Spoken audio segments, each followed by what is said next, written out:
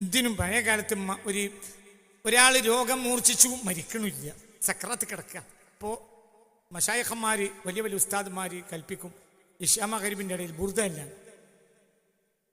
രോഗി കിടക്കുന്ന മജ്‌ലിസിൽ ബുർദയില്ല, 12 ദിവസം വിട്ടു കിടക്കാറില്ല, അപ്പോഴത്തേന് മരിക്കും അല്ലെങ്കിൽ സൗഖ്യപ്പെടും.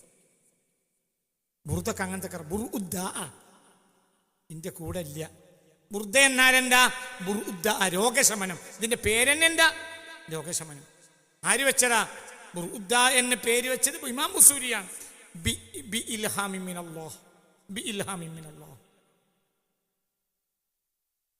ലഖന നബിയുൽ മുസ്തഫ ദാലിക്കൽ ഇസ്മ, ആ ഇസ്മ ബഹുമാനപ്പെട്ട ഹബീബ നബിയാണ് അദ്ദേഹത്തിന് ഇട്ട് കൊടുത്തത് എന്നും അഭിപ്രായമുണ്ട്. ഏതായാലും റസൂലുള്ളാഹിന്റെ ഒരു വരി ഇതിലുണ്ട്, അരവരി. فمبلغ العلم فيه أنه بشر